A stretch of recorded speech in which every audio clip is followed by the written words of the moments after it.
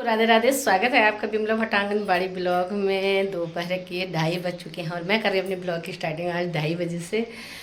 तो मैं भी आई हूँ आंगनबाड़ी से। तो अभी मैं आप लोगों को मेन चीज़ें बताने जा रही हूँ। बहुत सारी चीज़ें मैं भी बताने जा रही हूँ अपने बारे में। तो आज हमें आपने हमेशा आंगनबाड़ी के बारे में समझा, लेकिन कभी मेरे बारे में भी समझना और सुनना। तो एक प्रेरणा होती है, एक दूसरे की प्रेरणा होती है। अगर क्या पता मेरी जो बातें हैं उनसे क्या पता आपको प्रेरणा मिली और आप भी आगे ऐसे ही बढ़ते रहें। तो जब मेरी शादी हुई थी तो मैं लगभग उस टाइम पे 17+ की थी और जब मैं 9th में थी तो मेरी सगाई हो गई थी। तो आप लोगों को मैं बताना चाहती हूँ कि यह एक प्रेरणा है अपनी कहानी बताने का। और मेरा मतलब ये होता है कि कहीं पे भी लोगों को जानकारी मिले। तो उस टाइम पर क्या होता था।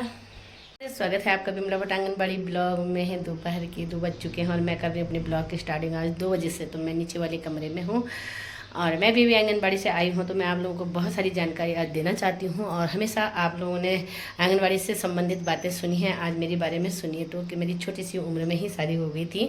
उस टाइम पे ऐसे ही होता था और इतनी जानकारी लोगों को होती भी नहीं थी। माँ बापों के घर में जब हम होते हैं तो माँ बापों को एक जिम्मेदारी होती है कि हमने अपने बच्चों की शादी करनी है। और जैसे हम कर रहे हैं वैसे हमारे माँ बापों ने भी किया है। लेकिन मेरे प्रेरणा के स्रोत मेरे पापा रहे हैं, मेरे कामयाबी के पीछे भी मेरे पापा रहे हैं। और कामयाबी मैं अपनी कामयाबी इतनी बड़ी अफसर तो नहीं हूँ, लेकिन जो भी हूँ अपने पापा की और मम्मी की बदौलत हूँ, अपने पति के बदौलत हूँ, अपने सास ससुरों के बदौलत हूँ। क्योंकि पहले माँ बाप ही से ही घर से आते हैं और सास ससुरों के घर में जाते हैं। अगर सास ससुर सहयोग ना करें तो शायद कोई बढ़ नहीं पाता है। तो मेरा परिवार में सबसे जो बेस्ट माना जाते हैं और जिन्हें मैं माँ मानती हूँ, जिन्हें मैं पूज्य मानती हूँ, मेरे पापा और मेरे ससुर जी। क्योंकि पापा ने मेरे को बचपन से ही सिलाई बुनाई कढ़ाई और हर प्रकार की चीज़ें सिखाई। और मैं जब मेरे बच्चे जब 2 साल के थे, 1 साल की मेरा बेटा था और 2.5 साल का मेरी बेटी थी। तो उस टाइम पे मैंने इंटर किया था, क्योंकि हाई स्कूल में मेरी शादी हो चुकी थी। और मैंने इंटर के बाद ही सारी पढ़ाई पूरी करी, अपने BA MA जो भी है। इस तरह से आज जिस पद पे मैं हूँ आंगनबाड़ी कार्यकर्ता और एक अच्छे पद पे हूँ, ऐसी बात नहीं, आंगनबाड़ी एक अच्छा पद है। तो मैंने सिलाई बुनाई कढ़ाई हर प्रकार की चीज़ें सीखी। और पापा से मैं जब बंगाल में थे, हम पापा आर्मी में हैं थे, रिटायर हो गए हैं। तो उस टाइम पे मैं छोटी थी और मैंने सिलाई बुनाई सब कुछ किया। अपनी मेरी बहनों ने भी सीखा है और मैंने अपने बच्चों को भी सिखाया जितना वो कर सकते हैं। लेकिन आज के बच्चे तो करते हैं नहीं, लेकिन मैंने बहुत कष्ट खाए हैं और मेरे बच्चों ने भी। और माँ बापों की तरफ से अच्छे थे, ससुराल की तरफ थोड़ा सा वीकनेस थे। कम मतलब एक आर्थिक स्थिति थोड़ा सी नहीं थी और आज हम ठीक ठाक हैं। और मेरे हस्बैंड ने मेरा पूरा साथ दिया हर जगह में, हर कदम कदम पे। छोटी सी उम्र में पढ़ाई, इसके साथ साथ बच्चे और अपना घर गृहस्थी संभालना बहुत बड़ी बात होती है। और फिर मैंने जब मेरी बेटी फार्मेसी करके जॉब लग गई तो मैंने सिलाई बुनाई सब छोड़ दिया।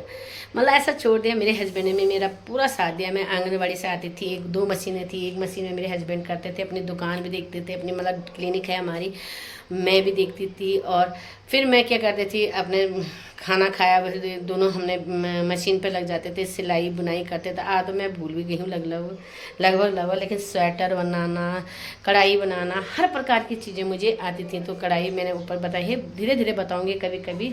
लेकिन ये देखिए यहाँ पर तो खैर है ही, इसको तो मैं बता सकती हूँ। ये मैंने अपने हाथों से बनाए हैं, ये भी मैंने अपने हाथों से बनाए हैं, सब मैंने अपने हाथों से बनाए हैं। तो बहुत सारी चीज़ें हैं जिनको मैं शेयर करती हूँ, करना भी चाहती हूँ, इतनी जल्दी तो बता नहीं पाऊँगी। और सबसे बड़ी कृपा मेरे भगवान जी की रही है, जिन्होंने मेरे को यहाँ तक पहुँचाया है और शायद उनकी ही बदौलत मैं यहाँ पे पहुँची हूँ। तो आज मैं आप लोगों को बताने जा रही हूँ। मैं मशीन में बैठूँगी और मैं मशीन में फिर आज कढ़ाई का थोड़ा सी, एक दोस्त हैं उन्होंने कहा कि दीदी आप ज़रूर बना दो, प्लीज़ आप पैसे ले लो पर मेरे को ये चीज़ बना दो।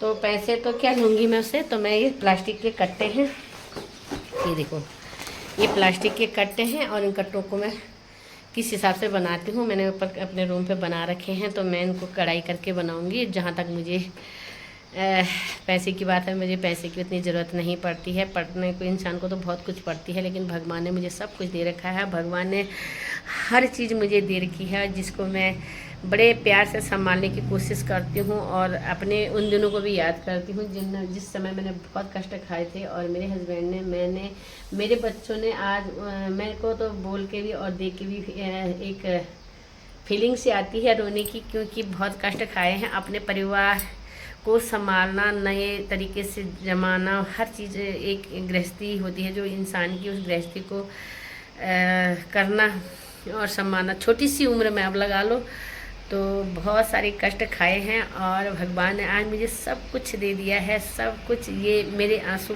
बयान करते हैं और बार बार करते हैं और मैं भगवान से प्रार्थना करती हूँ कि मैं इन चीज़ों को भूलूँ नहीं और जितना प्यार आप लोगों का मिलता है वो बना रहे, हमेशा बना रहे।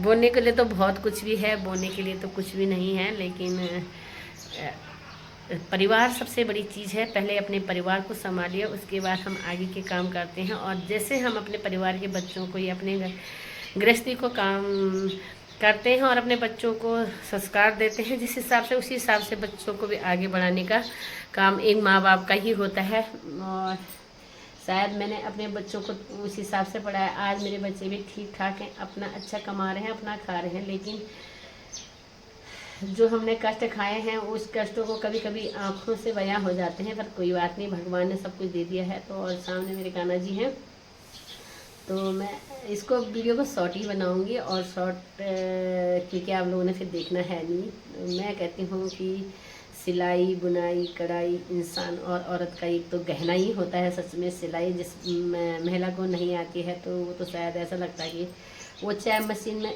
थोड़ा भी कर ले, लेकिन बहुत ही सुशोभित होता है। और मैं जब यहाँ पे आई थी तो मेरे को अब कहानी लगाऊंगी तो बहुत सारी है। पापा ने, मेरे को सिलाई नहीं आती तो पापा ने क्या किया था कि पैंट फाड़ते थे, बोलते इसको सिल। उस समय मुझे गुस्सा आता था, लेकिन आज मेरे को लग रहा है कि शायद मैं इस चीज़ों में